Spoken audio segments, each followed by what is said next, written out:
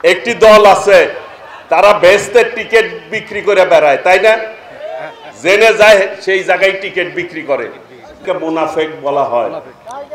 এই মুনাফেক সম্পর্কে সতর্ক থাকতে বলছে কোরআনে। ইদানিং কিন্তু অব্যবস্থাপনার কারণে কৃষক তার ন্যায্য মূল্য পায় না, অনেক কষ্ট করে ফসল উৎপাদন করে, কিন্তু যখন সেইটি যেই দামে বিক্রি করার কথা কৃষক কিন্তু সেটি পায় না।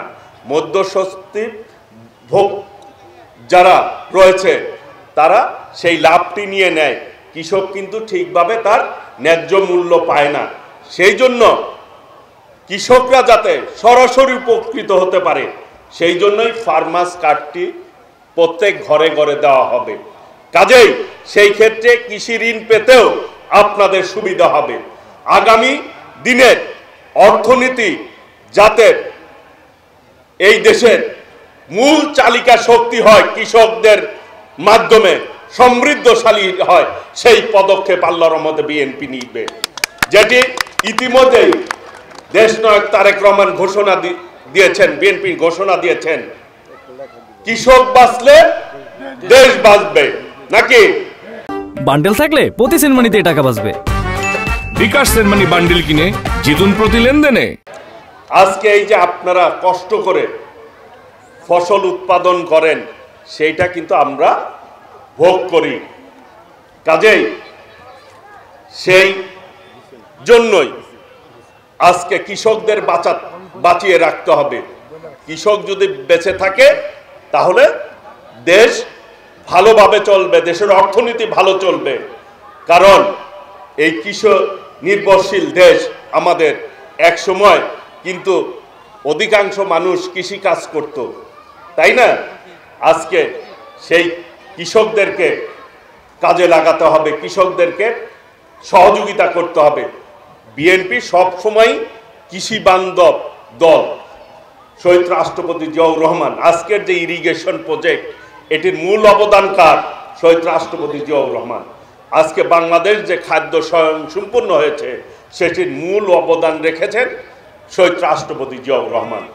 দেশনায়ক তারেক রহমান ঘোষণা দিয়েছেন আগামী দিনে শহীদ রাষ্ট্রপতি জিয়াউর রহমান যে খাল খনন কর্মসূচি নিয়েছিলেন সেটি পুনরায় বিএনপি যদি আগামী দিকে নিয়ে আপনাদের ভোটে নির্বাচিত হতে পারে, বিএনপি আবার খাল খনন কর্মসূচি পালন করবে। কারণ এই খাল খননের মধ্য দিয়ে সেচের ব্যবস্থা হয়। আমরা শুষ্ক মৌসুমে ঠিকভাবে পানি পাই না, আর বর্ষা মৌসুমে আমাদের পার্শ্ববর্তী দেশ ফারাক্কা বাঁধ দিয়ে সেই পানি ছেড়ে দেয়, বন্যায় আমরা তলিয়ে যাই। আবার খরা মৌসুমে আমরা পানি পাই না। পানি যাতে খালে ধরে রাখতে পারি সেই ব্যবস্থা বিএনপি আগামী দিনে করবে। এবং বিএনপির একটি আত্মিক সম্পর্ক আছে না? বিএনপিও জনগণকে ভালোবাসে, জনগণও বিএনপিকে ভালোবাসে। সেই জন্য দেশনায়ক তারেক রহমান বলেছে জনগণকে সঙ্গে রাখুন, জনগণের সাথে থাকুন। আমরা জনবান্ধব দল হচ্ছে বিএনপি। বান্ডেল থাকলে প্রতি সেনমানিতে টাকা বাঁচবে। বিকাশ সেনমানি বান্ডেল কিনে জিতুন প্রতি লেনদেনে। শুধু ছোট্ট একটি কথা বলতে চাই, একটি দল আছে তারা বেহেশতের টিকিট বিক্রি করে বেড়ায়, তাই না? জেনে যায় সেই জায়গায় টিকিট বিক্রি করে, মা বোনদের ওইখানে যায় তালিমের কথা বলে। আমি বাগিলে গেছিলাম, গালাতে গেছি, আমার মা বোনরা বলে তালিমের কথা বলে আমগো ডাকছে, ডাইকে হাত তুলতে বলে জামাতরে ভোট দিতে হবো। তখন অনেকেই প্রতিবাদ করছে, না আমরা তো ভোটের কথা বইলা নিয়ে আসেন নাই, তালিমের কথা বইলা নিয়ে আইসা এখন ভোট চাচ্ছেন, হবে না। অনেক মা বোনরা উঠা চলে গেছে। প্রিয় ভাইরা, কোরআনে আছে কিছু মানুষ মুসলমানের বেশ ধরে চলবে, মুসলমানের সামনে গেলে মুসলমানের কথা কয়, আবার বিধর্মীদের সামনে গেলে বিধর্মীদের, ভিন্ন ধর্মের সাথে যখন যায় ওই ধর্মের সাথে তাল মিলিয়ে কথা বলে। আমি মুসলমান, সব জায়গায় যায় বলবো আমি মুসলমান।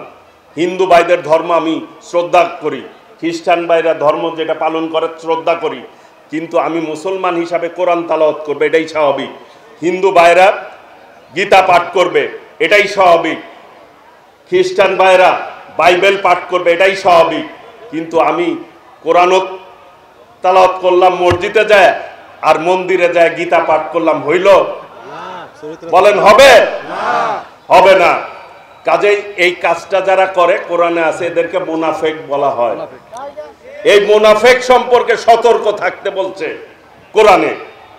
কাজেই আপনারা সতর্ক থাকবেন, বিবেক দিয়ে চিন্তা করবেন যে এরা কোন ধরনের লোক। এই ধরনের লোক কে প্রশ্রয় দিবেন না, আপনারা দিবেন না। এদের ব্যাপারে সতর্ক থেকে পদক্ষেপ নিতে হবে।